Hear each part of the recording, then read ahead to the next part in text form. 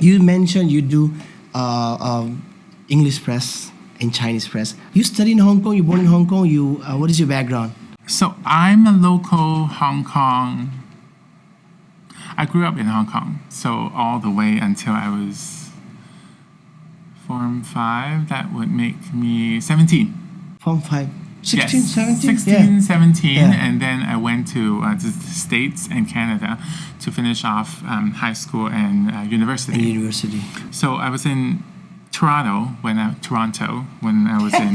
Sorry, can't shake it off. How do you say? How do you say? Toronto or Toronto? Okay, so the Hong Kong way is Toronto. Toronto. Okay. Yeah, but the Canadian way, I think, not to offend anybody in Canada, is Toronto. Toronto. Okay. Yeah, you're trying to kind of like drag it along. No, but I think it took me quite a number of years to kind of shake off, any accent. Accents. You just basically you move right into each community and place. So when I was in Toronto, that's the place that I pick up on food the most. I did not study journalism. Yeah. I was in I was psychology. going to ask actually. I was in psychology. So it's all about not about reading minds. So No? I still I cannot. thought psychology reading minds. So you go to the bars in Russia and read chef's mind. It's like, oh, what are you planning to tell me? No, they have something else for that. It's called Instagram. You can do that over Instagram now and Facebook and whatever social media channels they use. But it's hardly ever about reading the minds of people. It's more like understanding how things work. For a lot of people, it's common sense. The psychology thing, how the mind works, how you go through thought processes, like how you go through reasoning, for instance. I had a really, I'm really appreciating that I took this. Yeah. Even though in reality, in real life, in professional life, you hardly ever use it. Does it help? No. I may need help eventually, but it's not like everybody. You realize that everybody is a little bit mental at some point. Everybody. I think with COVID going on, everybody is a little bit more mental than they were before. But yeah, so psychology takes me into writing. I've always loved writing. But with psychology, you get to write more in a more professional, more of a scholarly way. But at the same time, there's also the school newspaper.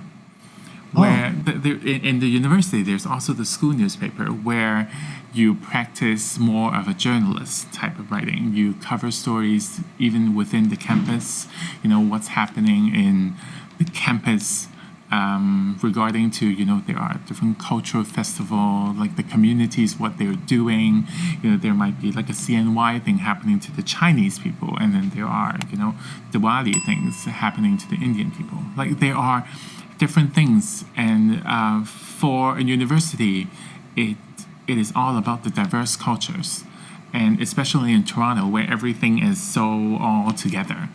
So you get to realize that you get to understand a lot more on the other, ethnic community, their, traditions, their kind of lifestyle, their food, obviously. And in Toronto, you definitely get, different flavors of different foods all over the city. It's coming from the student who actually went there to study their cultural stuff, right? I think the cultural stuff, it's an additional form of studying because these are the things that you don't get to study within, say, your classes. Your classes will take you to all the professional things that you learn from school. You get your grades, exams, certifications, whatever. But it is about going into the city, living the city, living the place where you spend your most time in.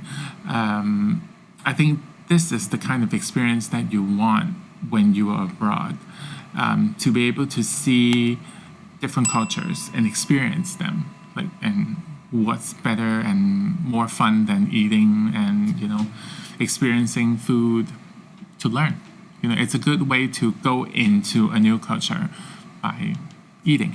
We have some guests previously that I asked them how they feel when they come to first Hong Kong, especially coming from Australia, from state. So they share their experience, but they came when they're grown up. They came here to work.